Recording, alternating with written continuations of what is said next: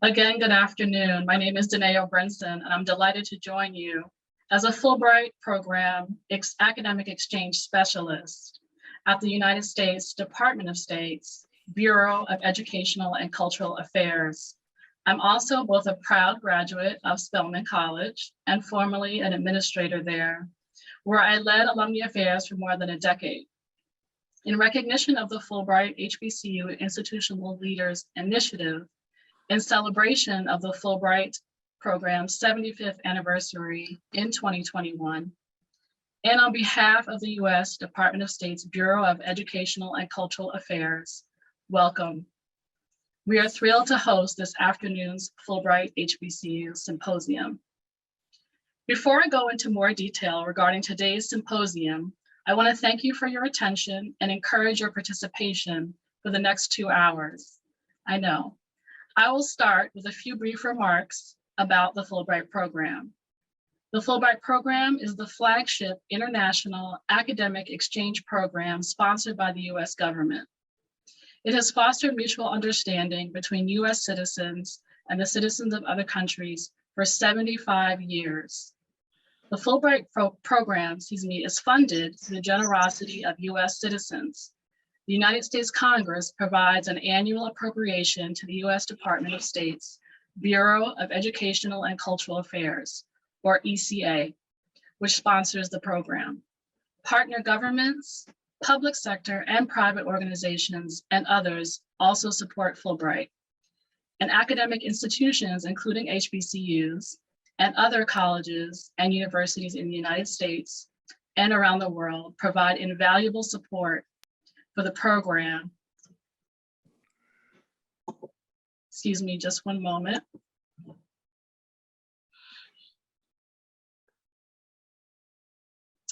Partner governments, public sector, and private organizations and others also support Fulbright.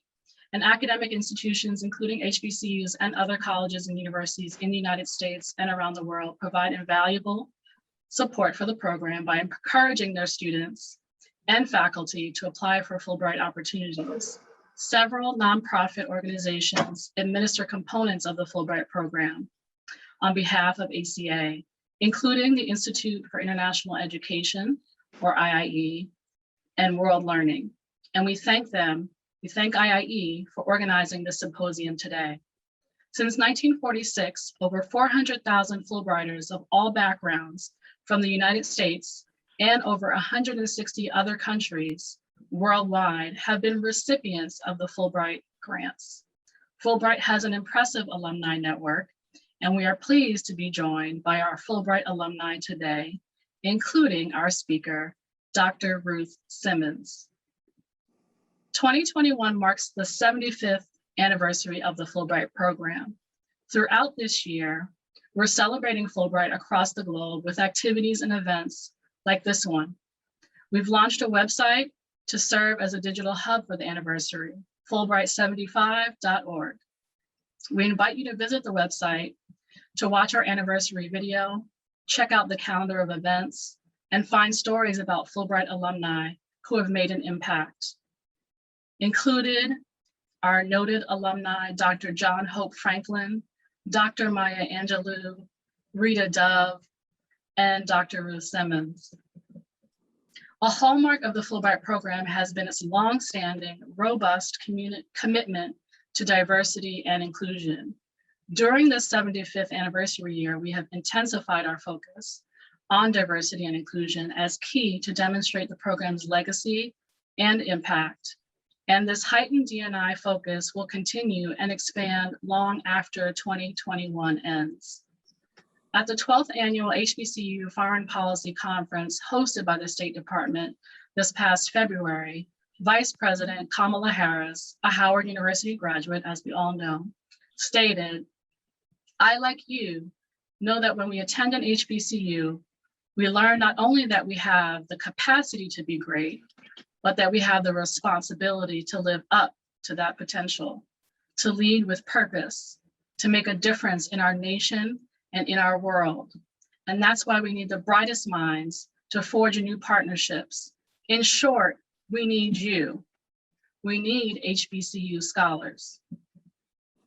We are excited to host this HBCU symposium to recognize our 20 Fulbright HBCU institutional leaders for the 2019-2020 academic year, and to encourage all HBCUs to incorporate the Fulbright program into their campus internationalization efforts, and to increase their involvement with the Fulbright program. We acknowledge the important and unique role that all HBCU students, faculty, and administrators play in representing American higher education and the American experience, both in our country and around the world. I am thrilled to be your moderator for the afternoon. To open the symposium and to honor this year's Fulbright HBCU institutional leaders, we are delighted to share remarks recorded by the Acting Assistant Secretary of State for Educational and Cultural Affairs, Matthew Lussenhop. The Acting Assistant Secretary hosted an in-person reception celebrating the HBCU institutional leaders last year, and we hope we will be able to celebrate in person again in the near future. Remarks will also be provided by Fulbright alumna and president of Prairie View A&M University, Dr. Ruth Simmons. Workshop sessions will focus on assisting HBCUs in strengthening relationships with the Fulbright program. This symposium will close with a panel of HBCU institutional leaders who will discuss how their institutions have utilized the Fulbright program as a means to enhance campus internationalization and global engagement efforts, which are essential, as we know, in our 21st century world. It is my honor to introduce remarks by Acting Assistant Secretary of State for our Bureau, for Educational and Cultural Affairs, Matthew Lussenhop. Matthew Lussenhop joined ECA as Principal Deputy Assistant Secretary in July 2019.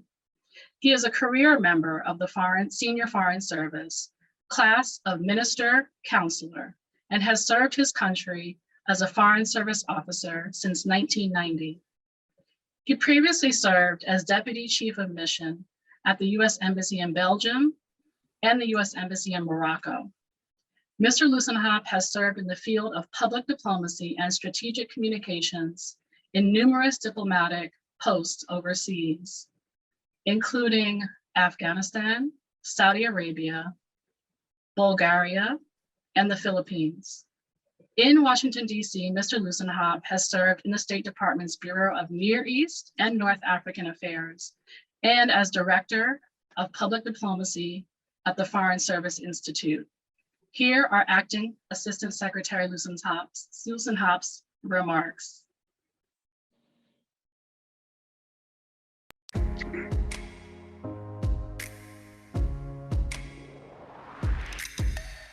Hello, and on behalf of the State Department and the Fulbright program, it's my honor to recognize the Fulbright Historically Black Colleges and Universities institutional leaders for the 2019-2020 academic year. We salute you and your institutions for your engagement with the Fulbright program and for your commitment to providing life-changing opportunities to students, faculty, and administrators. This year, we are celebrating the 75th anniversary of the Fulbright program.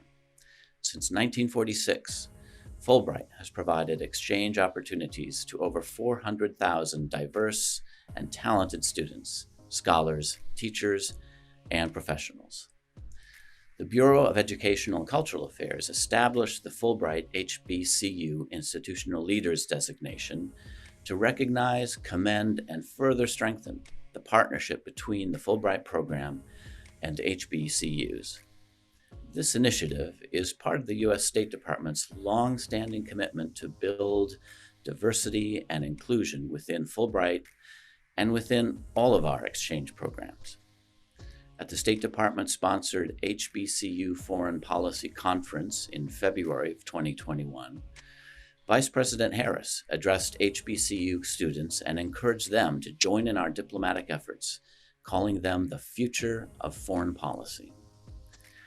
HBCU participation is critical to fully representing the diversity of the United States through the Fulbright program. Fulbrighters from HBCUs carry their identities and school pride with them abroad, allowing people from other countries to learn about these accomplished individuals and about this dynamic group of American institutions and their distinguished legacy. While foreign Fulbrighters hosted by an HBCU, they return home with a new knowledge and appreciation of the United States and a broadened perspective on America.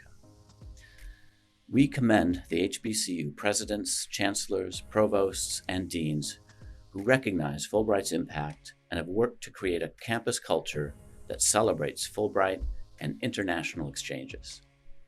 And we thank the Fulbright program advisors, Fulbright scholar liaisons, and other faculty and administrators who advise and support Fulbright students and scholars. And we applaud the Fulbrighters who represent HBCUs abroad and those who have come from other countries to HBCU campuses in the United States. Congratulations, HBCU institutional leaders, and thank you for your partnership in the State Department's public diplomacy efforts. Thanks.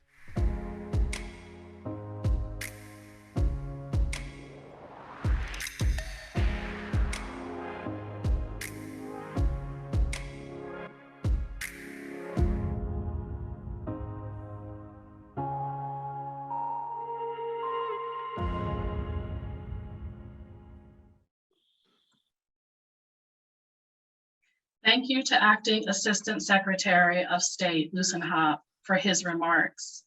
This symposium is the culmination of week-long activities that began with the announcement of the 20 HBCU institutional leaders for the 2019-2020 academic year. The announcement was amplified by Watch the Yard, a Black Greek organization's digital experience created by Fulbrighter Jonathan Rebb. Fulbright also had the first ever Fulbright Twitter chat, which was co-hosted by the Fulbright HBCU Affinity Group. These two events were met with lots of online excitement, and the HBCU institutional leaders' messages were shared widely within and outside of the HBCU community. As the Fulbright program recognizes Fulbright HBCU institutional leaders, we want to encourage all HBCUs to engage or increase engagement with Fulbright and benefit from opportunities for increased campus internationalization, global engagement, and fostering mutual understanding. We are honored to have Dr. Ruth Simmons with us today. I could not think of a more qualified speaker to address this group. She is a Fulbrighter, a graduate of Dillard University, an HBCU, a professor, an accomplished university administrator, and has been the president of Prairie View A&M University since 2017. Dr. Simmons was president of Brown University from 2001 to 2012. Under her leadership, Brown made significant strides in improving its standing as one of the world's finest research universities. A French professor before entering university administration, President Simmons held an appointment as a professor of comparative literature and Africana studies at Brown. After completing her PhD in Romance languages and literatures at Harvard, she served in various faculty and administrative roles at the University of Southern California, Princeton University, and my own Spelman College, where she was provost during my freshwoman year. Afterwards becoming the president of Smith College, the largest women's college in the United States. At Smith, she launched a number of important academic initiatives, including an engineering program, the first at an American women's college. Dr. Simmons is, of course, the recipient of many honors, including a Fulbright Fellowship to France, the 2001 President's Award from the United Negro College Fund, the 2002 Fulbright Lifetime Achievement Medal, the 2004 Eleanor Roosevelt Val-Kill Medal, the Foreign Policy Association Medal, the Ellis Island Medal of Honor, and the Centennial Medal from Harvard University. Simmons is a member of the National Academy of Arts and Sciences, the American Philosophical Society, and the Council on Foreign Relations, and serves on the boards of the Houston Museum of Fine Arts, the Smithsonian National Museum of African American History and Culture, and the Holdsworth Center. She also serves on the board of directors of Square. Awarded numerous honorary degrees, she received the Brown faculty's highest honor, the Susan Culver Rosenberger Medal in 2011. In 2012, she was named a Chevalier of the French Legion of the Honor. I'm honored to introduce Dr. Ruth Simmons.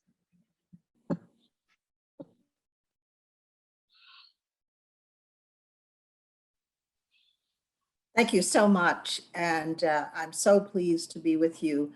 We're in the middle of a storm here in Texas, and so I hope the reception comes through. And if it doesn't come through well, I certainly apologize for that. In thinking about what I might say today, my mind kept returning to the origins of the Fulbright program, and I soon found myself asking whether such an important idea could gain traction in today's political climate. In the post-World War I and World War II periods, when we were hopeful that we could intercept and arrest the kind of disagreements that lead to massively destructive wars, the idea of deliberately and strategically doing something as simple as reaching across cultural and national divides in times of peace offered so much promise. Creating an environment for sustained cultural learning and exchange should indeed ensure more fertile ground for harmony among nations and peoples. The Fulbright program is built on a very simple principle that if we know others on a person-to-person level, we'll be better able to stave off the kind of discord and animosity that can so easily arise among peoples of different backgrounds and cultures. Operating in over 160 countries around the world, Fulbright enables ambassadors of America to go out around the world putting a human face on what would otherwise be a monolithic entity to those unfamiliar with the country. The idealism of the program is apparent. Senator Fulbright's own words belie the significance of such an effort. He modestly stated, quote, "The Fulbright program's mission is to bring a little more knowledge, a little more reason, and a little more compassion into world affairs, and thereby increase the chance that nations will learn at last to live in peace and friendship." A simple model, yes, but with enormous impact. A humanizing venture in international affairs has now become a vast program of friendship building and expansive learning about the world. I was so fortunate to benefit from this ideal of international education.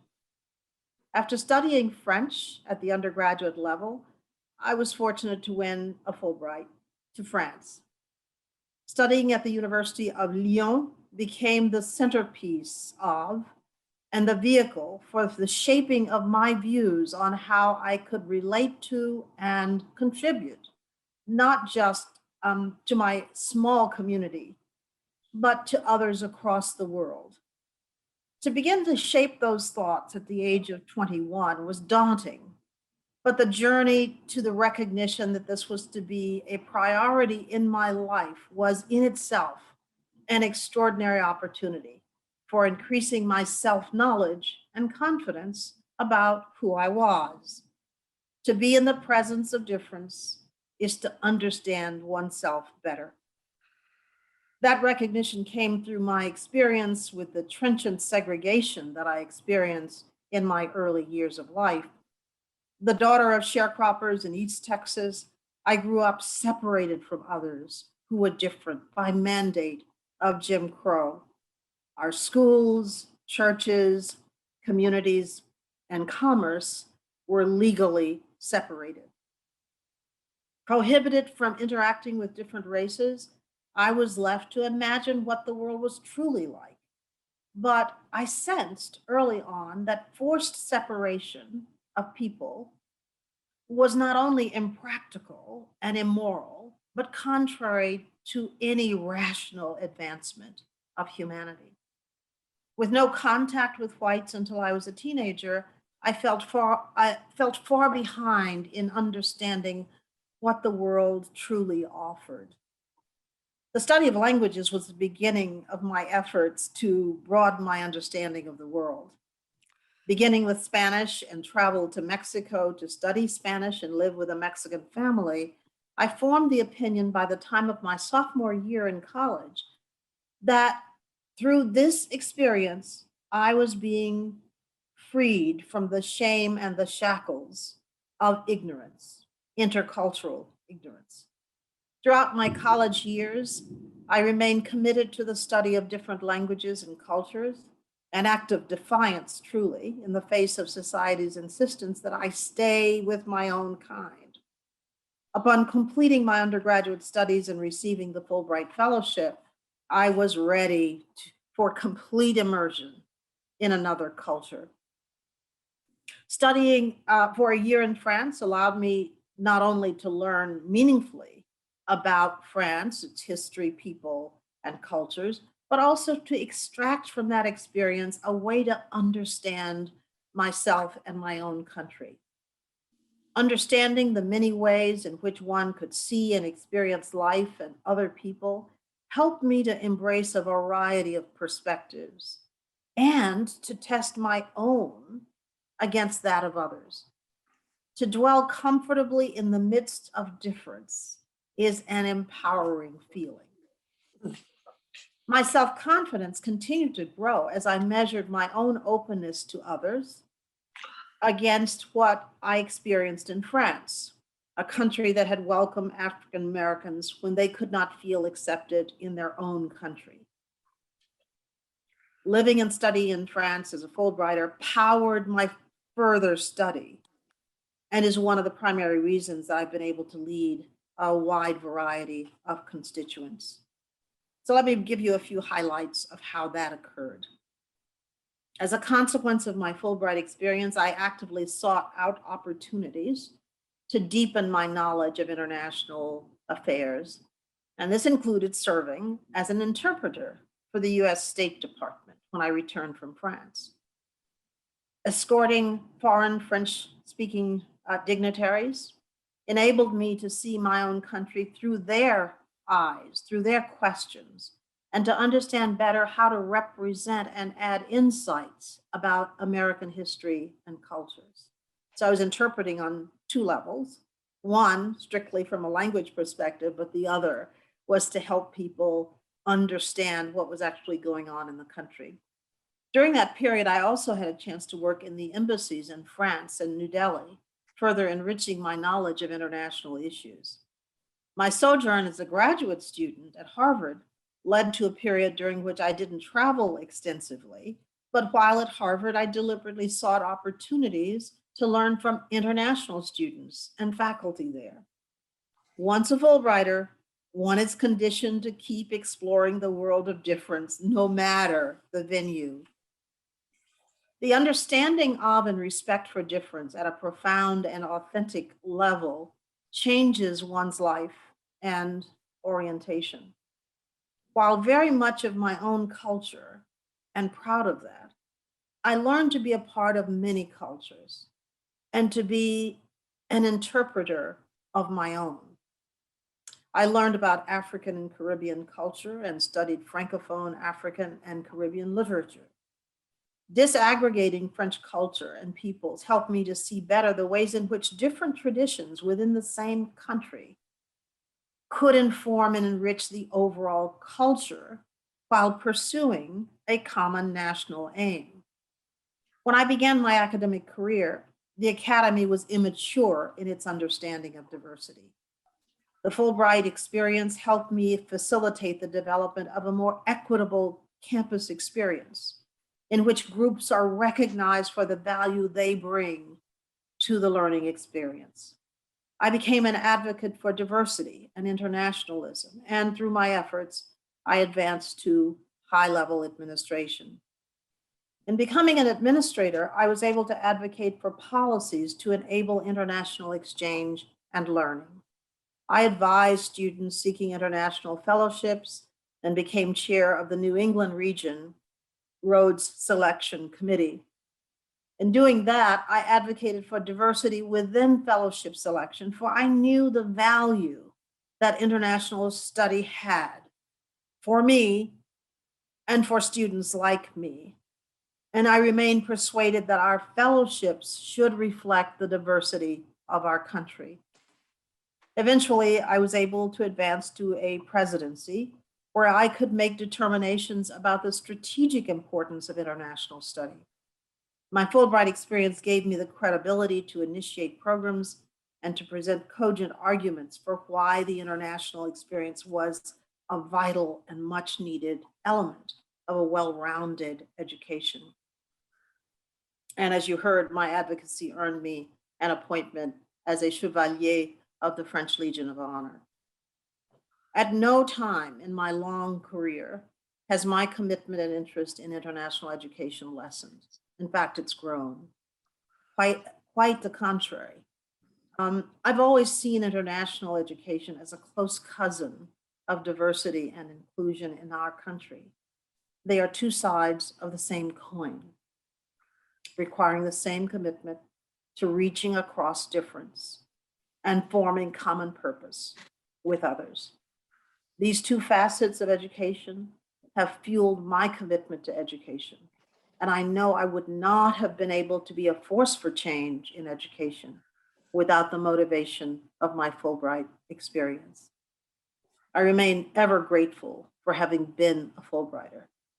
People often ask very odd questions. And one of the odd questions that I get is, how could a person who grew up, as I did, in a segregated environment, go on to lead institutions that are so different? An all-women's college, 10 years at Princeton in higher level administration, and the presidency of an Ivy League university. They're mystified that I could do that.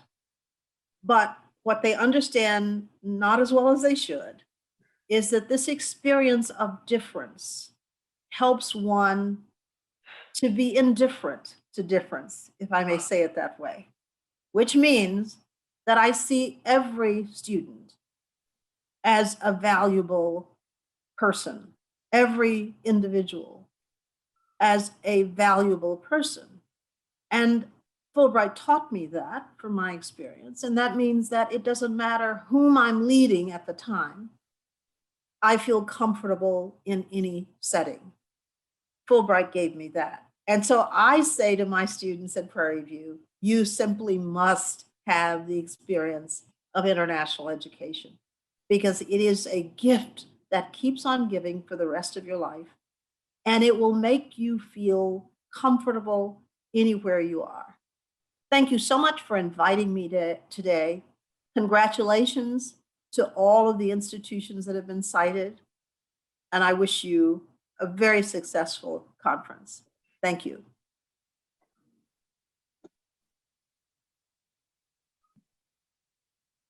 Thank you, Dr. Simmons. Thank you for your very thoughtful remarks. You are, of course, an inspiration, and we thank you for your leadership throughout your career. And we're so glad that the Fulbright program was such an important, played such an important role in your career trajectory. I want us all to take a moment while we shift to the working part of this symposium.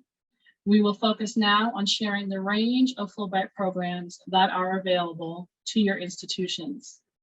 I have the pleasure of handing over the reins to our implementing partners at the Institute for International Education, also known as IIE, and World Learning, to share information about the Fulbright programs, about the different opportunities for HBCUs to send US students and scholars abroad, and to host Fulbright scholars and instructors from abroad.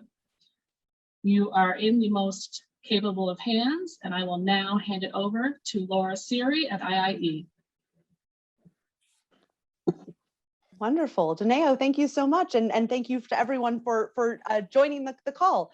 My name is Laura Siri, and I work at the Institute of International Education. And along with our colleagues at World Learning, we would like to walk you through some of the opportunities for you as individuals to participate in the Fulbright program, and also to get involved with your students, to have them participate, and also thinking about your institution and institutional engagement opportunities.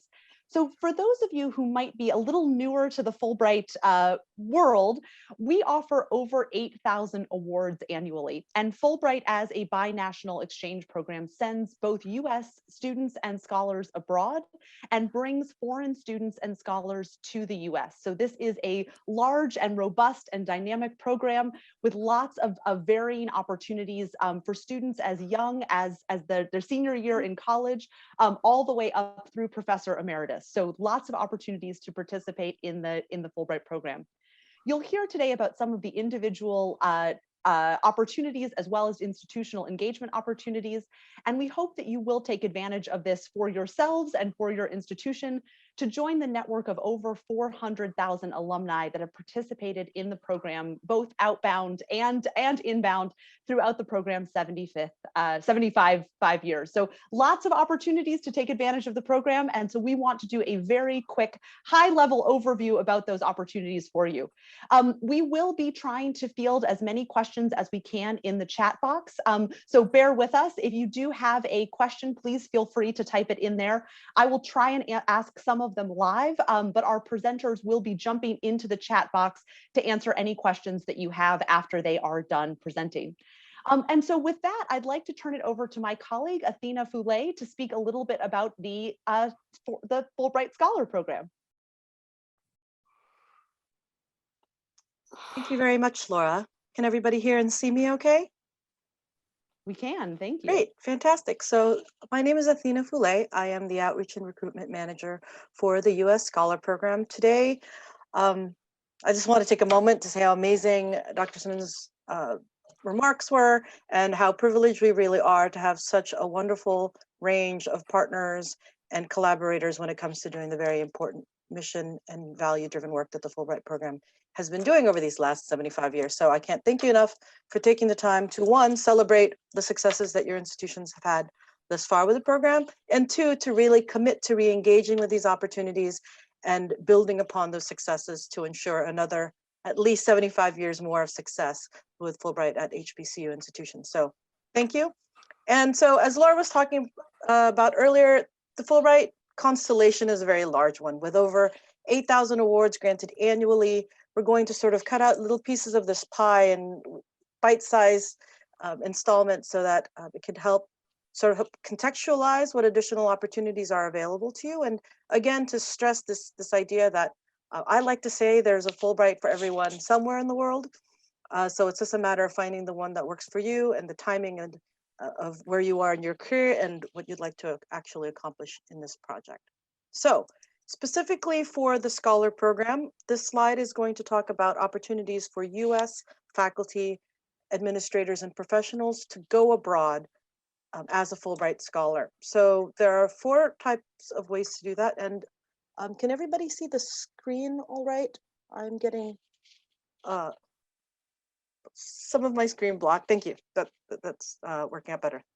So yes, there are 4 main opportunities or ways in which to go abroad as a Fulbright Scholar, an outbound scholar from the US to one of the 140 to 160 countries that the Fulbright program is in partnership with annually.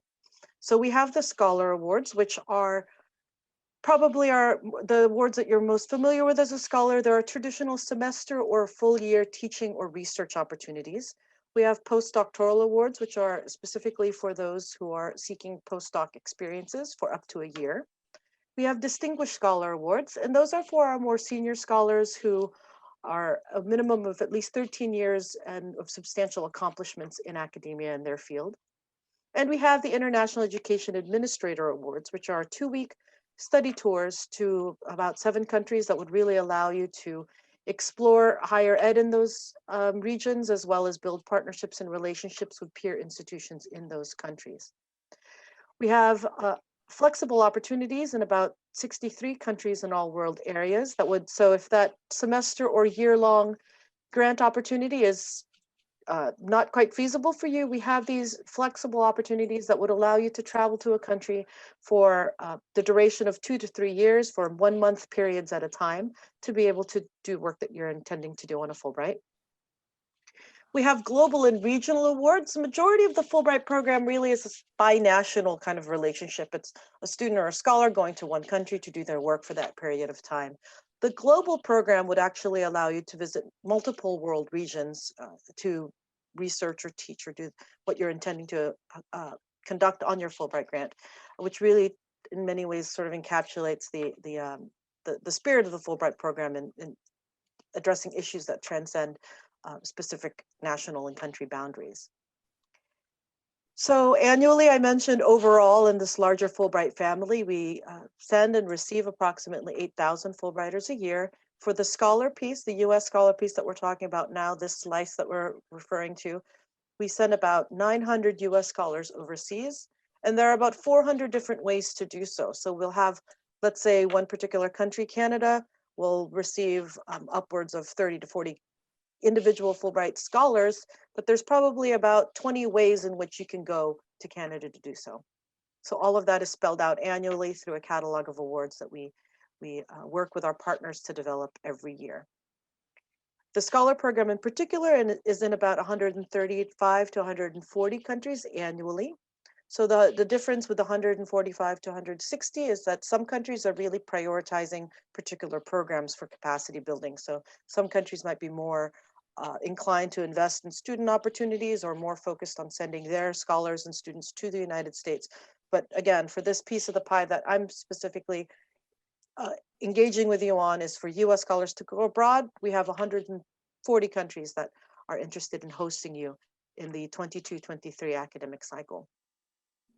I mentioned that a majority of these opportunities are for 2 to 12-month teaching, research, or a combination of teaching research.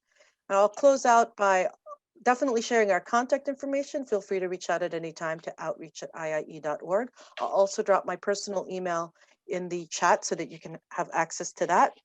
And lastly, just to give you a sense of that timeline, the competition for these opportunities for US scholars to go abroad, where we share the announcements in February of what is going to be offered. The application deadline is annually September 15th for the following academic year. So if you're applying for the September 15th, 2021 deadline, those are going to be for grants beginning in the fall of 2022. And subsequently, if you're applying in on September 15th of 2022, we're really looking forward applications and projects for the 23-24 academic year. So hopefully I've interested you enough in the program to learn a little bit more. We have a follow-up event on June 8th, which is going to be led by Kimberly Williams. She is our Outreach and Recruitment Officer for the Fulbright Scholar Program and is working very closely with HBCU leadership and faculty to apply. So on June 8th, I should say, June 8th at 2 p.m. Eastern, and I'll also drop a link to that. We're having a webinar specifically for HBCU faculty to learn about opportunities and sort of build that community and network of other faculty at HBCUs engaged and really interested in participating in our programs. So thank you very much, Laura. And keeping with these opportunities at the scholar and a professional level, I'm going to pass it on over to our dear colleague, Amira at World Learning. Thank you all. Thank you so much, Athena. My name's Amira Nelson, and I serve as the Senior Outreach Officer for the Fulbright Specialist Program. As Athena mentioned, I'm based at World Learning, and I'm really excited to be joining you during today's program in celebration of HBCU's partnership with the Fulbright program. I'm just going to be providing a very brief overview of the program today, but I would welcome you to connect with me if you'd like to learn more, and I'll be dropping my contact information in the chat box after I finish up. This particular component of the Fulbright program was established in 2001 to provide a range of overseas institutions, including higher education institutions, government ministries, nonprofits, and medical institutions, as well as museums and other cultural institutions, with the opportunity to access US expertise to further their own institutional goals and develop collaborative relationships by hosting an academic or experienced professional at their institution. While at the institution, specialists are really collaborating with their colleagues on a concrete project. And these projects are field-driven in the sense that they are conceptualized and proposed by the host institutions. Specialists are typically academics or professionals who have gotten established in their field and have significant experience. And they spend anywhere from between 2 weeks to 6 weeks at their host institution.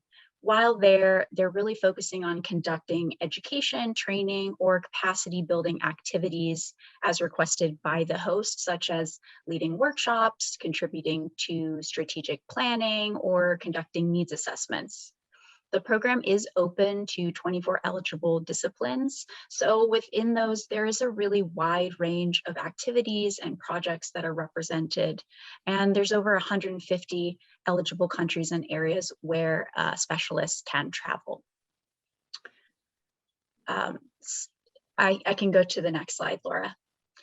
Since the development of these Fulbright Specialist projects is host-driven, and on a global scale, institutions can submit proposals on a rolling basis throughout the year, the specialist program, it's really important to remember, is a little bit different in its application structure, and it uses a roster-based structure. So in this case, US individuals apply to join the Fulbright Specialist roster. And if recommended for admission by a peer review panel, they're placed on the Fulbright Specialist roster for a 3-year tenure. And it's during this time that individuals on the roster can both view and express their interest in available projects where an institution is seeking a specialist, and also during which host institutions can specifically request individuals to serve as the specialist for their project. In short, this is a really wonderful opportunity for both faculty and staff to use their immense expertise and experience to meaningfully engage with and benefit an institution overseas, expand their professional networks and cross-cultural skills, and create or strengthen international collaboration that contributes to campus internationalization. And we do find that these collaborations and connections are enduring. We recently actually surveyed over 1,000 of the Fulbright Specialist alumni from across the program's 20-year history, and 94% reported they're still in contact with their institution, and 50% have engaged in some sort of formal collaboration, such as faculty or student exchanges, hosting their colleagues at their home institution. And then 95% have reported the experience positively influenced their professional work. Just one of the many examples of this is Dr. Emmanuel Babatunde, who I've put in the picture there. He's on the right side at Lincoln University. And after his 2 Fulbright Specialist Awards in Nigeria and Mozambique, he's been instrumental in helping bring colleagues from his host institutions to Lincoln through the Fulbright Scholar in Residence program, which you'll be hearing a little bit more about later on. Additionally, this is designed to be a flexible short-term opportunity with a rolling application deadline for US applicants. So it's just one of the ways that faculty or staff who may not be able to spend as much time away from their institution can still engage with the Fulbright program. If you're interested in learning more about the Fulbright Specialist program, I would invite you to visit our program website, which is fulbrightspecialist.worldlearning.org, which is also where you can register for a more in-depth information session. We'll be having one on June 14th at 1 p.m., or you can actually schedule a one-on-one brief virtual consultation directly with me. Please feel free to reach out to me with any questions, or if you're somebody who is promoting the Fulbright program on your campus, don't hesitate to reach out to me personally, and I'd be really happy to ensure you receive program updates and resources and get connected with those. Now, I'm very pleased to turn things over to my colleague at IIE, Lee Rivers, who is going to be providing you with more insight about the Fulbright Student Program. Okay, thank you so much, Amira. I really appreciate it. Good day, everyone. I hope you're doing well. My name is Lee Rivers, and I'm an outreach and recruitment specialist at IIE. I'm based here in Houston, Texas. I see you TSU, I see you PV. But I just want to thank everyone for being part of today's session. And just like my colleagues, I will be sharing my contact information after I finish speaking today. So before I get into an overview of the Fulbright U.S. Student Program, I just wanted to share that I am a product of international education. As a Gilman Scholar and Fulbright Hays Scholar, I know the value of an international experience abroad. And early on in my career, I noticed that there was a gap, a need, if you will, for somebody to step in and help more Americans, specifically those that are traditionally underrepresented in education abroad, including students from HBCUs, to gain access to international education. So I've committed my career to helping students leverage US government funded programs to realize their goals and dreams. And likewise, I've committed myself to working with key decision makers like yourselves to make sure that you all are up to speed on what's happening with the program, so you have the information to be able to support your students effectively. So with that background in mind, let's go ahead and get into it. So the Fulbright U.S. Student Program, as it's been stated before, provides opportunities for individuals chosen for their academic merit and their leadership potential, with opportunities to study, teach, conduct research, exchange ideas, and really contribute to finding solutions to shared international concerns. I do want to say that this portion of the section, this session is going to be focused on the student program. So let's make sure that everyone understands these base eligibility requirements. First, the US citizenship is required by the application deadline. This is an exchange between the US and other countries, and so that citizenship is going to be required. Second, the Fulbright US Student Program is open to graduating seniors all the way up through when they have a PhD. So our educational guidelines are that you must have a bachelor's degree by the time the grant starts, and you can't have a PhD at the time of application. So essentially, the earliest that one may apply for the Fulbright program is the fall of their senior year, for an award that will start the fall after one graduates. This is a graduate level program, but that doesn't mean that students or alumni that aren't currently enrolled in an institute of higher education aren't eligible to apply for the program. In fact, if someone is in the workforce and has an idea of a project and they want to take the skills that they've gained from their profession and marry them with an academic interest to create a Fulbright project, we completely welcome that. That's totally acceptable and encouraged. So just a few more notes here. There are no age limits with the Fulbright US Student Program, but we are traditionally looking for those that we would consider early career professionals. And we offer awards to all academic fields of study, disciplines, including those in the creative and performing arts. And it's been previously described here, but we work very closely with partners overseas in Fulbright commissions and US embassies. And so in addition to these base eligibility requirements, it's going to be really important that your students and alumni familiarize themselves with the website and the country summaries pages, because what they're going to find is that there are different requirements or preferences that these countries may have. So moving forward, looking at the next slide that we have here, big picture, we offer about 21 to 2,200 awards each year to over 140 different countries. So the sheer size, complexity, dynamism of the Fulbright program is really what makes it so impressive and so exciting. But at the same time, that's what also makes it challenging to describe, and sometimes challenging to help students make the right decision of how they want to approach their year as a Fulbrighter. So I think at this point is a good time to interject that sort of due to the size, scope, sophistication of the Fulbright US Student Program, that educating oneself on the program and involving faculty in this process are going to be paramount to institutional success.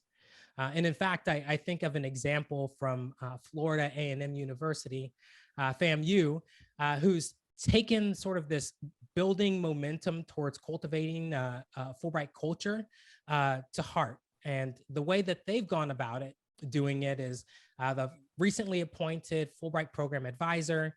She was new a few years ago, and she knew that she needed to seek out training to better understand the program to help her students. And so she was able to tap into the resources that we offer. At the time, the world was open, and so she was able to participate in some in-person meetings. We also had some virtual trainings that we offered and still offer. And then she was able to tap into resources on the website that were specifically designed for advisors. So she educated herself on the program. And then likewise, she understood that she couldn't meet all the various needs of all the students on her own, just because of the uniqueness and interest that each individual had. So she kind of went outside of herself and sought out help by looking and connecting with the Writing Center there on their campus. So she connected with the Writing Center to help her students be able to get assistance with their essays. And as chance would have it, the individual that was writing in the Writing Center, working with the students, just happened to be a Fulbrighter. So now I completely understand that may not happen on your campus, but recognize that almost didn't happen at FAMU. And it wouldn't have happened had the FPA not taken the initiative to reach out and ask for help and connect with the Writing Center.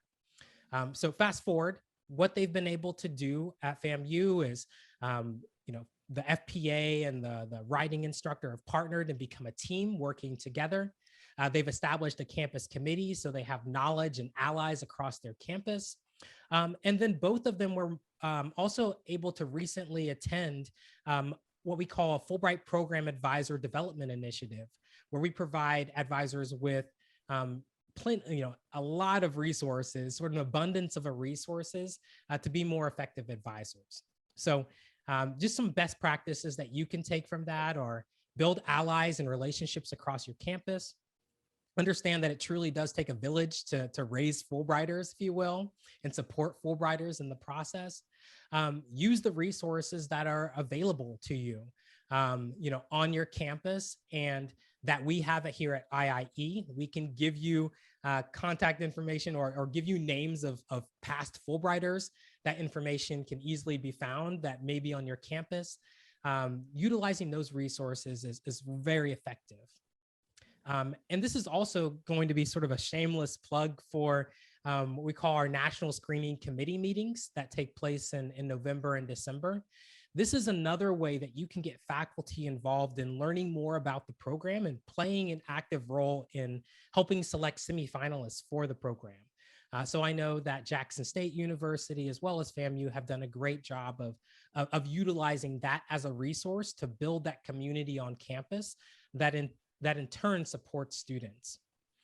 So let's talk a little bit about these two awards, and then I'll be out of your hair. So there are two distinct types of awards within the Fulbright U.S. Student Program. The first are what we call Research Study Awards. So one of the first decisions that an applicant has to make in this process is what type of award they want to apply for, because they are only allowed to submit one application per application cycle. And so this first award, academic award, if you will, we call these study research awards, and it's academic because it traditionally falls into two different types of buckets. The first is more of an independent research project where one is sort of crafting their own project. I like to look at this as building their own adventure. They're deciding exactly where it is they want to go, what it is they want to do, and why they are the ideal person to go to that country to do that project. For example, Misha Granado was a Fulbrighter, a graduate of Prairie View A&M for undergraduate degree and FAMU for her master's. And she had a background in public health, specifically in behavioral health. And for her project, she went to Barbados, and she was doing a project that focused on identifying breast cancer screening barriers among Barbadian women. So that was her project. That's what she focused on for that academic year. And then she affiliated with the Minister of Health there in country to gain access to this community of women and conduct her research. So that's kind of the first style of awards. The second that is also within this academic research study category are what we call study awards. And what we're seeing is that there's an increase of countries abroad that are offering one-year master's degrees. And so essentially what this allows one to do is complete a master's degree as their Fulbright activity. So they are choosing the country they want to go to, the institution within that country that they want to study at, and they're applying for both the Fulbright program for funding as well as admission into that institution abroad. And that essentially is their Fulbright project. So as you can see here, these awards typically last about 8 to 10 months, and one can choose to go to one of over 140 different countries. So really quickly, the second type of award are what we call English teaching assistantships. And these make up over half of the awards that we offer through the Fulbright student program. And essentially what these awards are designed to do are to place dynamic English speakers into classroom overseas to help foreign students with their language acquisition, their English language acquisition, as well as to learn more about US culture from their perspective. Sort of bringing their slice of America into that classroom setting. So that's a little bit more about the award. Folks within the ETA program, they're choosing the country they want to go to, but the actual placements of whether somebody is going to be in a K through 12 setting or a college or university setting is actually going to be made by that Fulbright Commission or US Embassy in that host country. So as you're hearing here, as you're seeing, Fulbright is a very large, complex, and country-driven program. And so it's going to be really important that you direct your students and alumni to our website, us.fulbrightonline.org, to get more detailed information about what each specific country is looking for. Okay, so finally, what I'd like to do is wrap up by talking a little bit about the Fulbright Foreign Student Program. Now, this is an opportunity that allows foreign students to come to the United States to earn degrees, earn master's degrees as well as PhDs. The Foreign Fulbright Student Program operates in our students are coming from over 160 different countries worldwide here to the United States.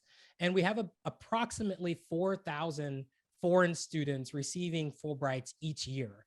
Which makes it the largest program sort of within this constellation of programs that we've been talking about. So important things to remember about this is that program eligibility and selection procedures are going to vary greatly by the country, and that all foreign student program applications are going to be processed in country by those binational Fulbright commissions and US embassies.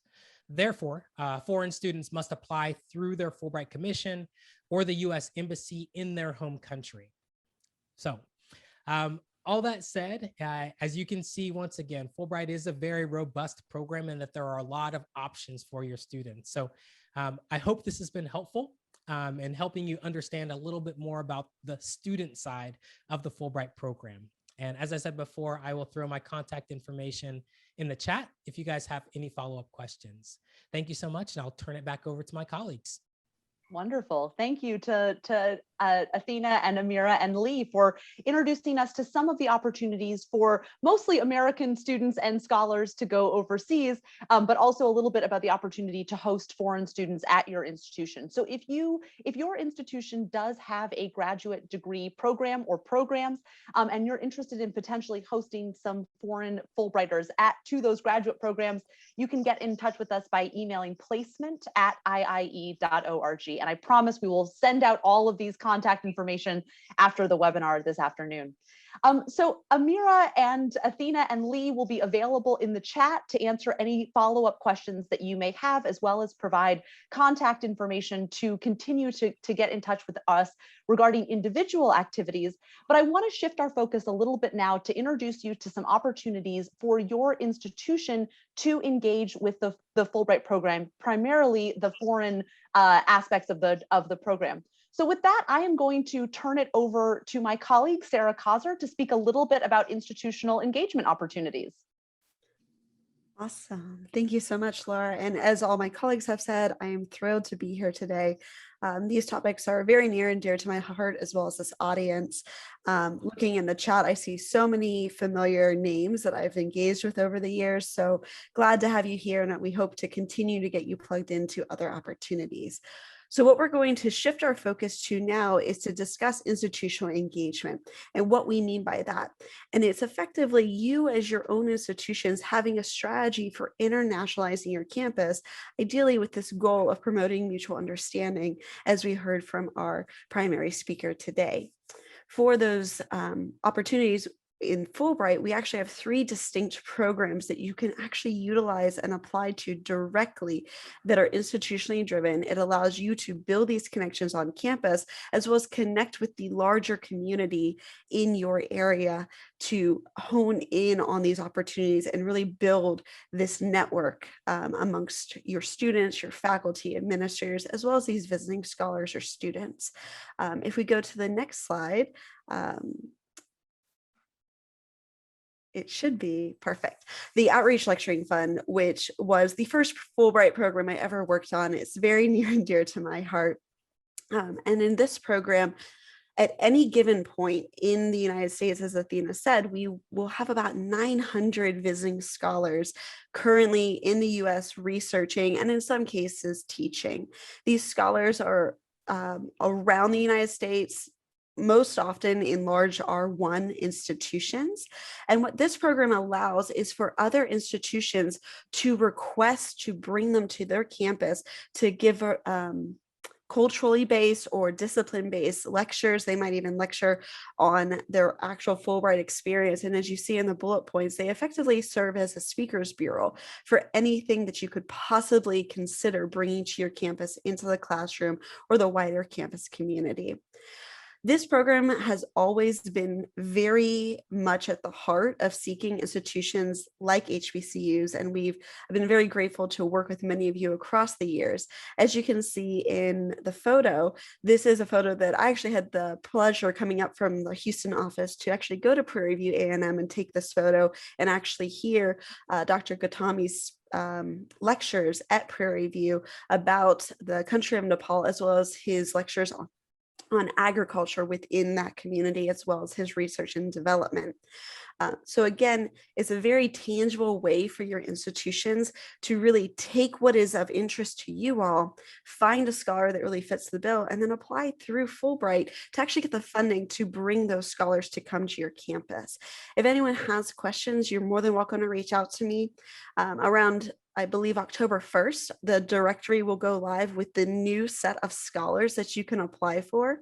Up until this point, it's been acting in a virtual capacity just due to what is going on in the world, but we're hoping to, in this fall, and especially going into spring of 22, be able to have these scholars back on the road visiting your campuses in person. So we do take care of the round trip airfare, and in some cases, especially if it's any of your institutions, we will be happy to provide funding for them to stay in a hotel for a couple of nights if your institution does not have those resources available. Next slide.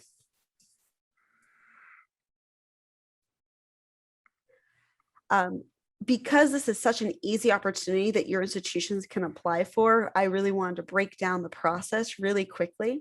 It's fairly simple that as soon as you get that directory or the list of scholars, you can reach out to me in August. I should be able to give you a preliminary list.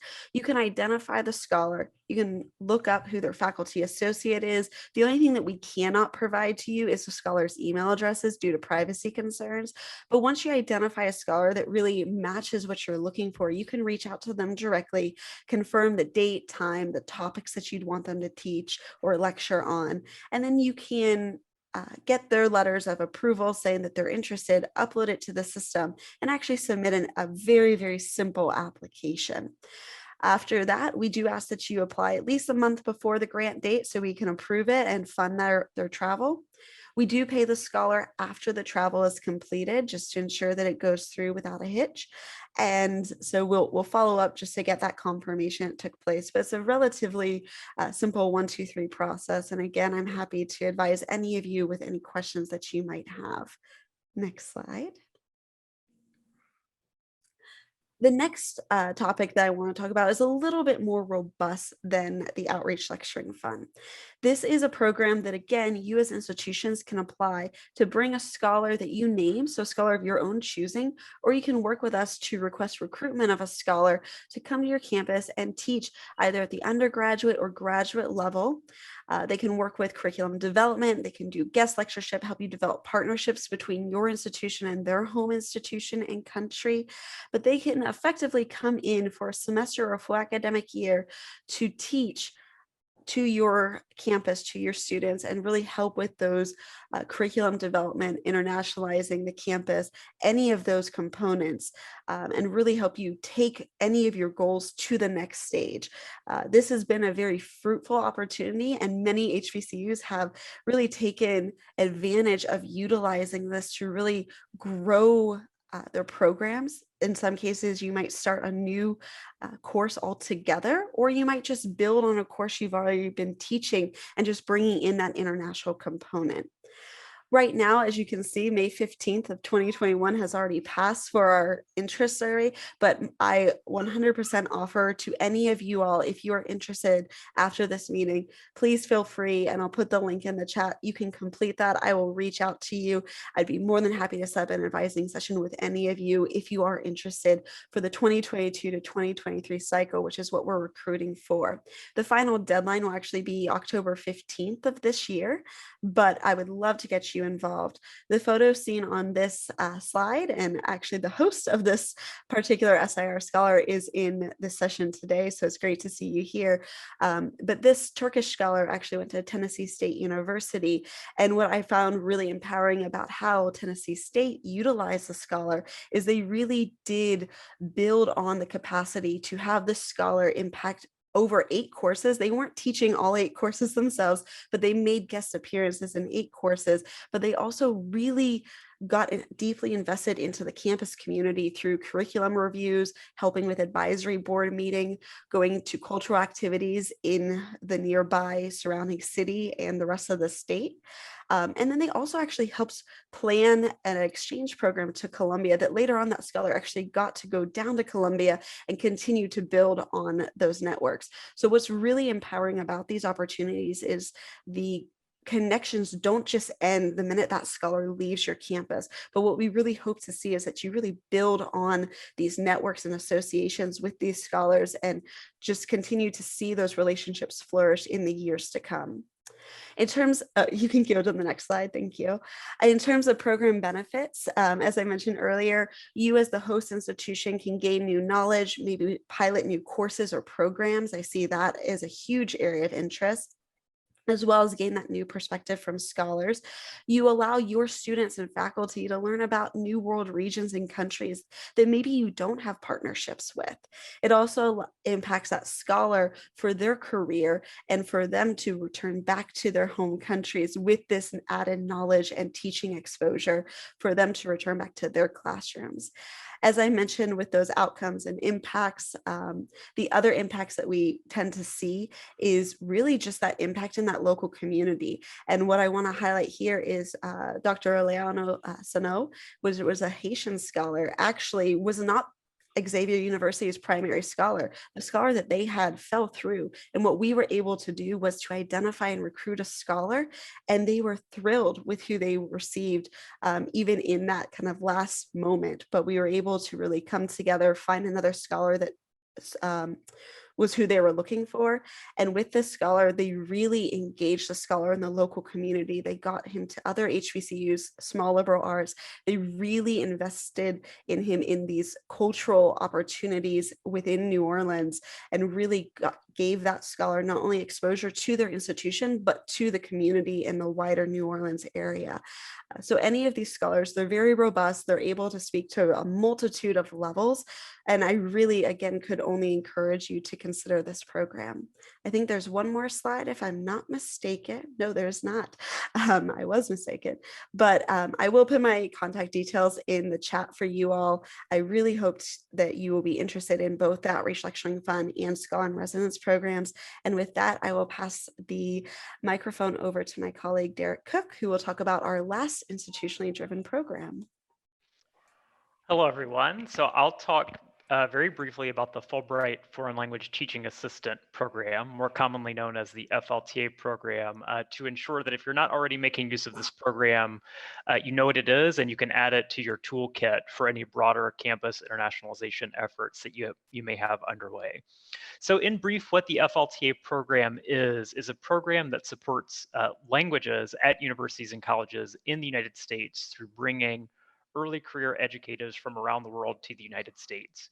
Each year, we have more than 50 countries represented in the FLTA program, and we have languages from Arabic to Zulu. So if there is a language program on your campus that you are building, seeking to support, maintaining, or seeking to initiate, there is an FLTA out there to meet your needs. We construe this program very flexibly for institutions that are interested.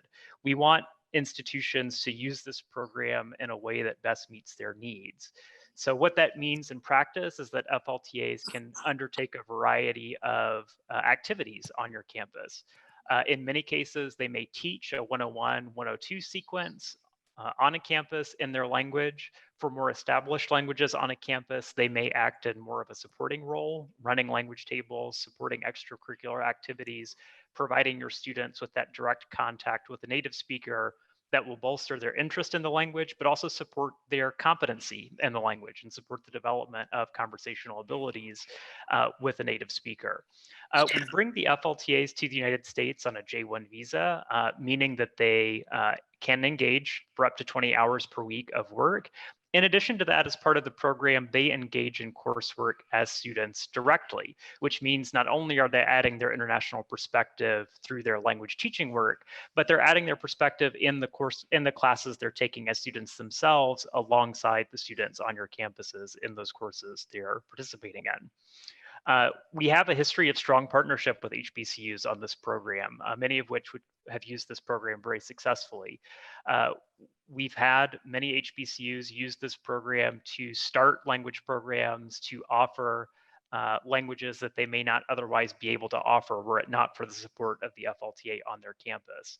I'll give a special shout out to our colleagues at Central State University who organized a podcast with the 3 FLTAs that they were hosting in 1920 to talk a little bit about what kinds of activities the FLTAs were engaged in, and also to talk about the kinds of impacts they were having on the students in their classrooms. One of the terrific things about this program is that it can be a great way to pair an inbound Fulbright program with promotion of outbound Fulbright or study abroad opportunities. One of the things the Russian FLTA at Central State University said about her experience was that it was a great way for her to connect with the students at her campus to promote the opportunity to study abroad through the Fulbright US student program to them. Your students may see an FLTA on campus who's there as an ambassador of their country and culture, having an experience of their own abroad at your campus, and think to themselves, this is something that I could be doing as well. And having that peer-to-peer or a closer relationship can be a great way to drive interest in study abroad efforts and in other components of the Fulbright program. We've seen very similar things at other HBCUs. Mississippi Valley State University, for instance, has been working with us since the mid-2000s and hosting FLTAs in both Arabic and Russian. And they have a large community of Russian speakers who come to their campus through international exchange initiatives, and having the FLTAs there to teach the language has led to them having students pursuing study abroad opportunities in Central Asia to continue study of Russian. So this can be a great way to enrich your campus curriculum overall, but also to promote opportunities for US students and convince them of the value of a study abroad opportunity. As all my colleagues have indicated, I'd be very happy to be in touch with any of you who are interested in pursuing further conversations about this program. My contact information is on the slide now, and I'll be sure to put it in the chat as well. Moving on to talk a little bit about what the process of engaging with us looks like, we do have an institutional application process which takes place annually. The FLTAs come in for a single academic year to conduct work on your campus. So as part of the application materials we collect from you at the institutions, we look for details around what that teaching assistantship is going to look like for you. And again, we encourage people to really think critically about how this program can meet broader needs on the campus and to design an assistantship that works for you and to submit that as a part of your application materials. Of course, we ask for a lot of information about the languages of interest, what's driving that interest, and a description of the qualifications that you need for an FLTA to ensure that you're matched with someone that works for your needs. I'll be sure to put my contact information in the list, but with that, I will turn things over to Laura.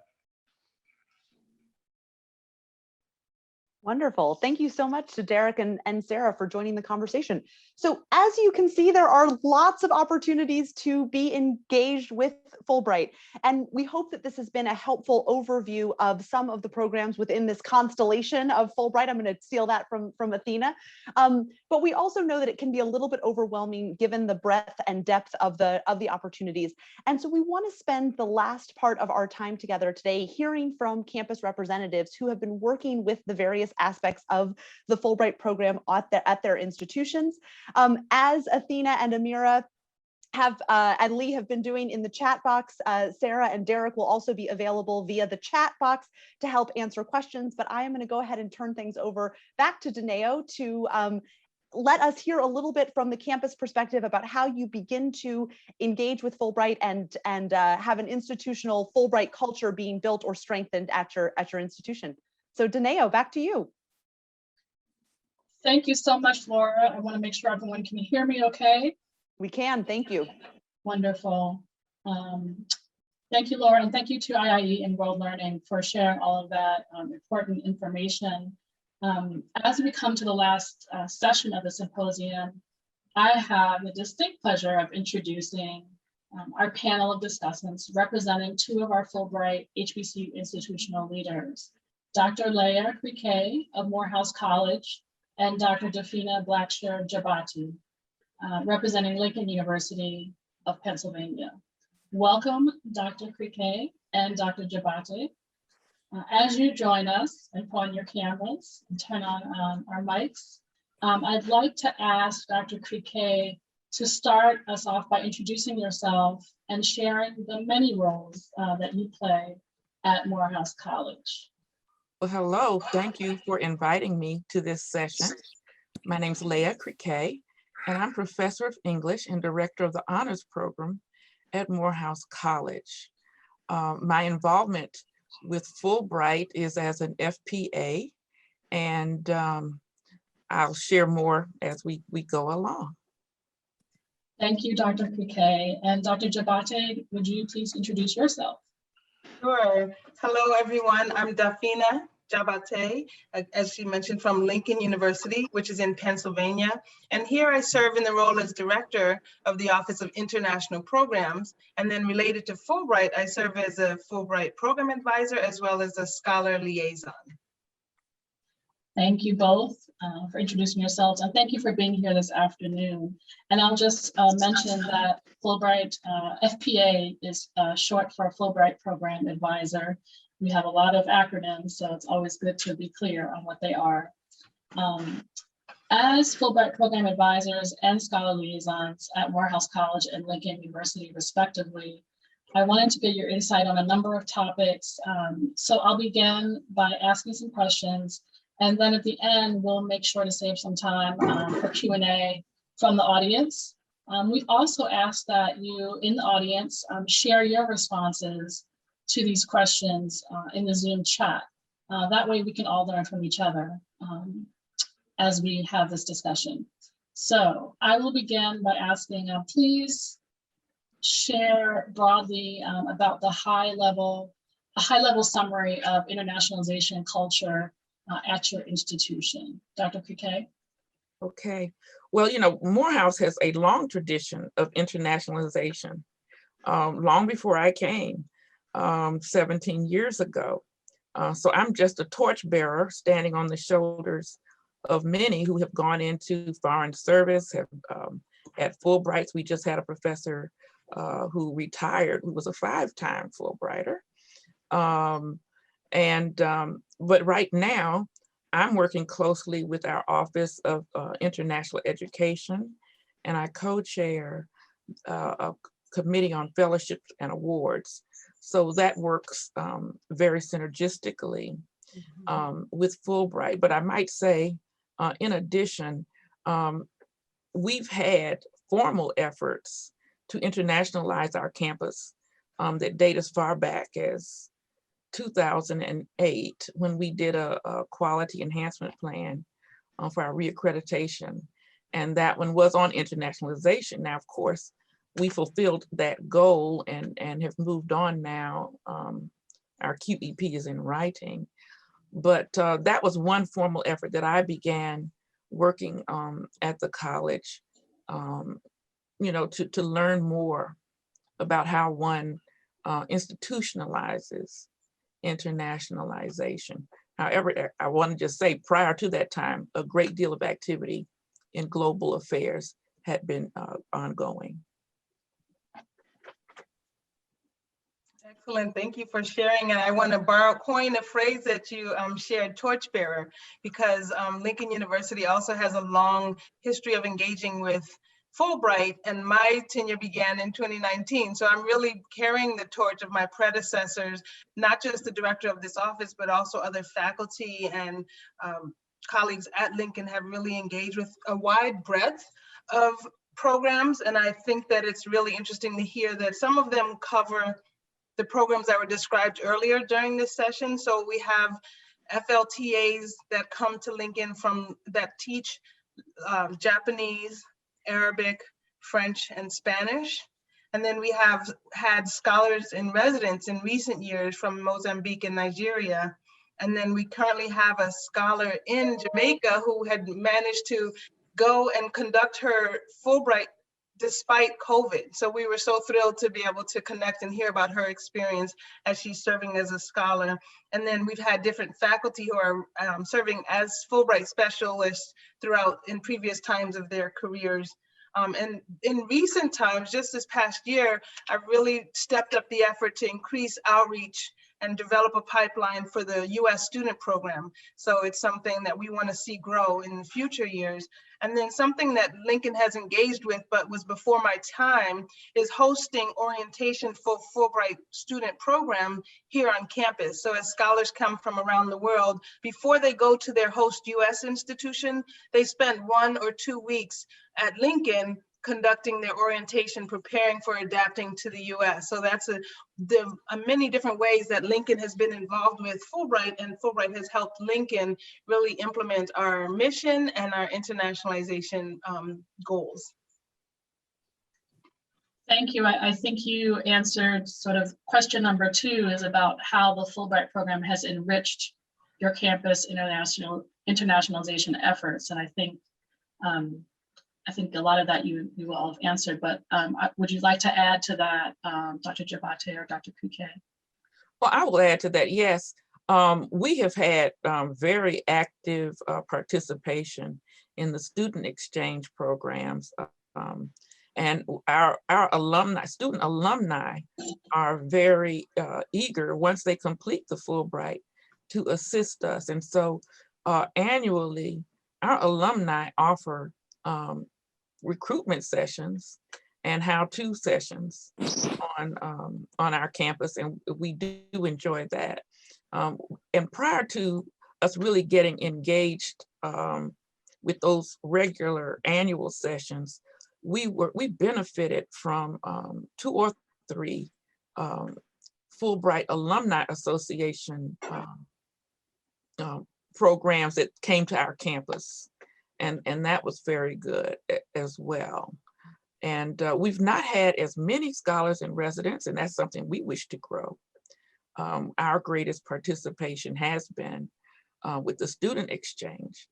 And oddly enough, we have a large number of Fulbright alumni who are on our faculty, who came to our faculty having already had the experience. And they've been of great assistance to us. I asked you to touch a little bit more, Dr. Criquet, before you continue, Dr. Jabate. Can you touch just a little bit more on the Fulbright Association? I think you mentioned the Atlanta chapter, maybe, that you've had some connection with. Yeah, both the Georgia chapter and the Atlanta chapter contacted us several years ago, and I facilitated workshops that they initiated and helped us to bring. And many of you might not know, but we are a part of the Atlanta University Center, a consortium of other historically Black colleges and universities, such as your alma mater, Spelman. And those alumni initiated sessions were held on our campus, but were the invitees were the other institutions in our consortium. And then I think alternately Spelman did so. So we've had a great deal of engagement with that Atlanta group and the statewide group. Thank you. You were asking about ways that Fulbright has helped contribute to internationalization on our campus. And the most visible and really active, vibrant way, and we're so excited to see it from one year to the next, is the way the FLTAs, the Fulbright Language Teaching Assistants, because their age is closer to our undergraduate students, and we're predominantly undergraduate campus with a very residential location and a lot of concentration on on-campus activities, those FLTAs really jump in there and have their language clubs, they have their cooking activities, they have their culture activities. And then from what I've heard in previous years, that has really spurred the growth of things like International Food Festival and international fashion shows and dance teams that really already align with the vibrant student life and development culture on our campus, but then add an international flavor thanks to the Fulbright language TAs. So it's been exciting to see that. That's great. And I would encourage, again, the audience to share their ways that they're enriching their campus as well while we're having this conversation. My next question is, how are you developing or strengthening the Fulbright culture at your institutions? Dr. Jabate? I'll mention the most recent 2 examples. So in November, we aligned our activity with the International Education Week that's also hosted in November. And so by inviting, we have different faculty on campus coordinate each of those programs that I mentioned earlier. So by inviting each of them to a panel, they were able to share what they do and the ways they coordinate that program so that more of our community can understand what is happening and just find ways to participate. So I hosted a Fulbright faculty forum in November where they were able to talk about the work that goes into coordinating Fulbright language TAs. Another faculty coordinates the application and the hosting of the scholar in residence. And then because the person that also serves as a scholar liaison here on campus with me happens to be the chief sponsored programs officer, he helps faculty who are interested in applying for Fulbright Scholar Program. And so the 3 of them really served as a panel. And then we have another FPA. So I kind of brought them all together, share what we do, and just get that awareness out. That's focusing on the faculty forum. And then we're really just sort of starting to rev up an application workshop series. So month by month, getting the students who are interested in applying for the U.S. student program, just to emphasize that it is a long-term effort to apply for the student program. You can't wake up one week and decide next week you want to turn in that application. So getting a culture of long-term effort to go into that application is kind of where we're at right now.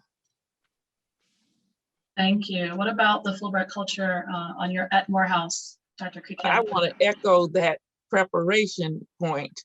That has been our greatest effort right now. And I heard Lee Rivers mention the Writing Center. I also used to direct the Writing Center.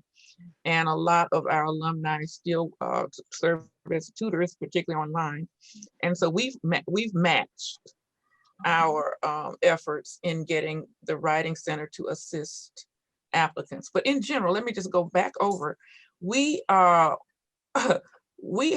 emphasizing advisement and mentoring across the board. And what we're doing now is making sure that students understand that Fulbright is a pathway for their graduate education and grooming, because we tout ourselves as building men who will serve as global leaders. And to the extent that you see yourself as a global leader, study abroad and research abroad should be part of your portfolio on your path, on your life path. So we emphasize that it does not have to just be that immediate year, that that you can apply as an alumnus as well. So we've built in now Fulbright is the centerpiece of our mentoring and advisement of students to shape the types of persons and leaders that they wish to become. Thank you. That says it all. What entry points with the Fulbright program have been most accessible and most successful so far? Dr. Kuke, you talked about the student program being a main success, but are there others that have been successful or that you're looking to add to? I think you mentioned the bringing scholar in residence. Well, yeah, let me just say this. We've, of course, had more ETAs in terms of students than research. And here again, it's all about preparation. And we're trying very hard now to build the necessary connections such that students who wish to do research will have, there will be an analogous institution abroad who may invite them or endorse their work. That's been a barrier for us because by the time a student decides they want to do research, the time it takes to find an institution abroad and a faculty member engaged in that field to match, it's been hard, but we're really working hard on that very much. But as I said, the ETA has been our easiest entry, and students have enjoyed teaching. And there's a new culture among students today to give back in education. And so they are very interested in in teaching because they see it as not just the profession of education and teaching, but also service. So that has been very attractive on our campus. Dr. Jabate, what would you say for Lincoln University has been the most accessible and successful? I think I'll go back to the FLTAs, but I don't want to underplay. I think just because it's the longest running way that Lincoln has been engaged, but I think the Scholar in Residence has been going in enough consecutive years that's starting to get up steam and really explore ways to expand that we can connect with that scholar while they're here and look to ways to connect not only the academic side and the student side, but also I think when the presenter earlier was mentioning ways for the Scholar in Residence to connect, they mentioned the surrounding community. And so with Lincoln being in a rural community, but also accessible to Philadelphia, I think the possibilities for growing that Scholar in Residence, what they do while they're here, there's a lot of opportunities there. So there's a menu of Fulbright programs that we've of course heard about today and that benefit students, faculty, administrators, and HBCUs themselves. Do you have any advice for other HBCUs on how or where to start, what's their entry point or where to continue to engage with the Fulbright program? Well, like I said, I've benefited from having a culture already built that embraced Fulbright. But I would say that there are any number of ways to get the ball rolling. I think that what people need to understand is that you do need to institutionalize the effort. In other words, you do need a committee. And one thing I found, even being one of the co-chairs of the Fellowships and Awards Committee, is that that's not enough, that I need like a subcommittee who handles nothing but Fulbright, because as you all showed today, there's so many programs. I mean, you can spend an inordinate amount of time cultivating and understanding knowledge and enthusiasm for Fulbright on your campus. So you've got to have some kind of infrastructure. And I know that the barriers we've had before in terms of getting a scholar in residence was about infrastructure, because there have to be certain things in place on your campus to truly host a scholar in residence. We've had them now, but not in the numbers that we would like to see. So it's got to, when I say infrastructure, it's got to be at the institutional administration level, the faculty level, and then amongst the students. And I might say the greatest success we've had are students who've come back, and oh boy, that students may not want to listen to me about Fulbright, but certainly they enjoy hearing from other students who have been, or alumni, recent alumni who have had these experiences. And then they're like, yes, I want to do that. I echo that. The impact of having peers be able to speak directly to students when we're looking to expand that, even to the point where we are reaching out to people who are not that necessarily Lincoln alum, but who have a connection to Lincoln, whether it's their parents or other ways that they have that Lincoln connection, but we know that their voice is also going to reinforce what we're trying to convey. We can convey the facts and, but having other peers really share their personal experience really helps build that. Another way to answer your question about where to start, like I mentioned earlier, Lincoln has a long tradition, but since I started relatively recently, I really appreciated the trainings that I've been able to take part in as a recently be starting FPA, so that we can find out, Fulbright is really thorough in terms of providing the manual, sending us to the website, and then having people who've done programs talk about how they do it on their campus and some of the strategies that worked. And that's kind of where I've gleaned things that we want to launch here. I also benefit from having multiple people in each of the roles. So we have 3 FPAs. The other person that's an FPA is also director of Center for Undergraduate Research. So that aligns nicely if we want to encourage students. We have access to students who are interested in research, encourage them to push it to the next level and apply for Fulbright. Lincoln has a master graduate school based in Philadelphia, so the other FPA is on that campus and can really have access to those students from that population.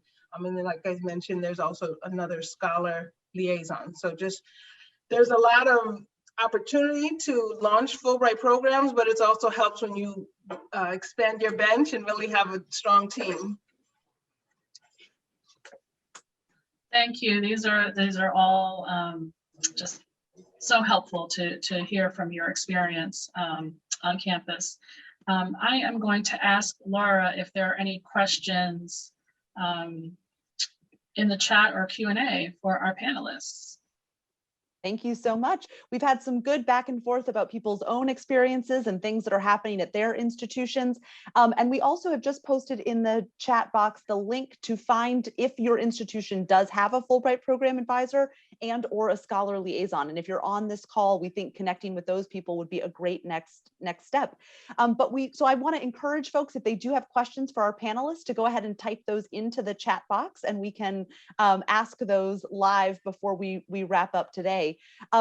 Otherwise, I know that there has been a tremendous amount of information shared here today. So as we come to the close of our hour, I'm going to ask that all of our presenters re-put in their contact information into the chat boxes. I know it's been a lot here while we wait for questions to come in, and see if we have any additional questions for our panelists or for any of the presenters that we have spoken with today. So.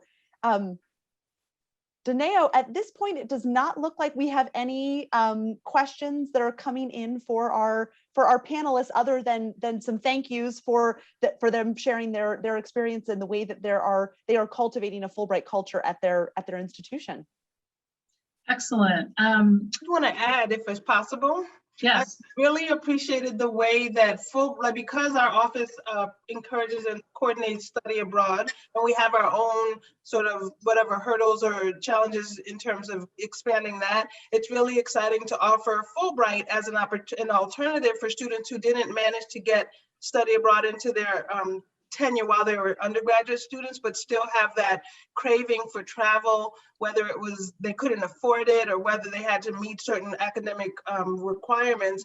Then the Fulbright fits right nicely in terms of meeting those interests of those students.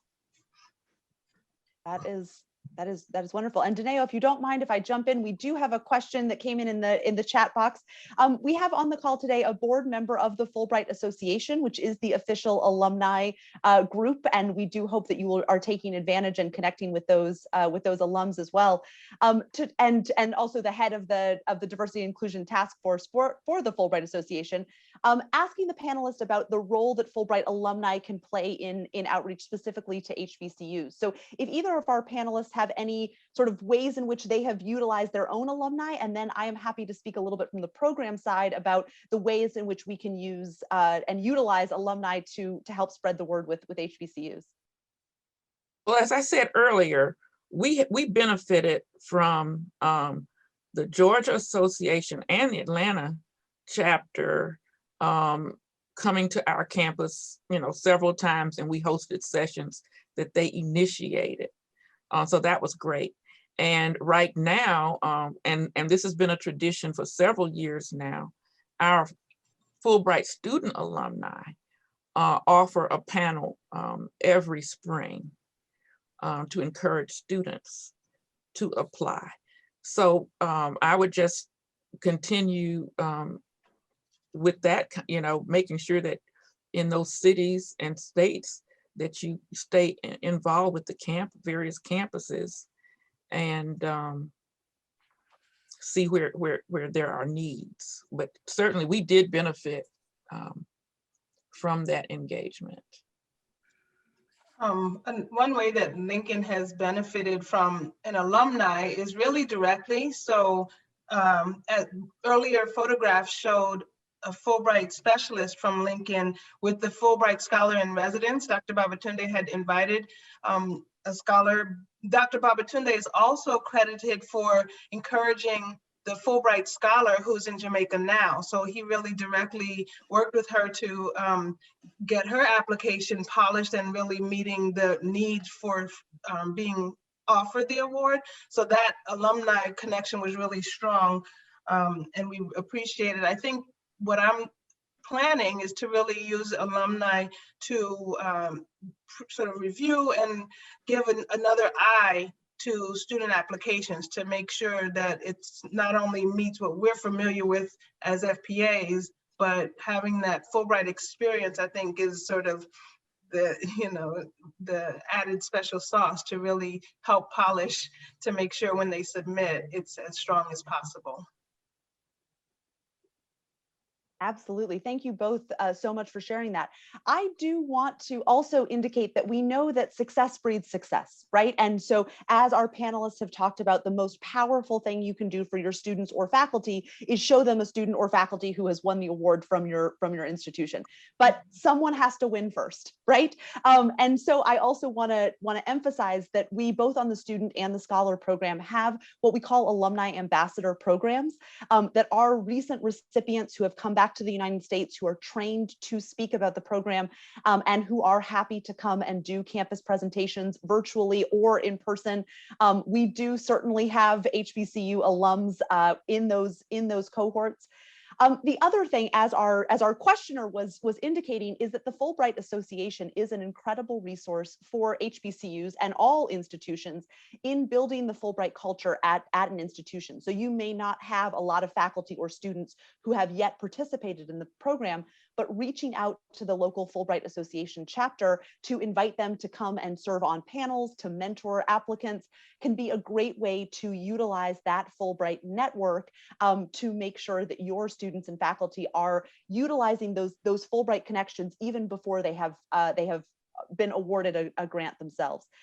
As Dr. Criquet talked about, the mentorship aspect of Fulbright is so important. I think it is something that HBCUs do particularly well, and helping students and faculty remember that that Fulbright network exists even before they've won the award, and helping them tap into those resources to be successful in the program can help give your institution a jump start until you have alumni of your own to bring back to campus and speak on behalf of the program.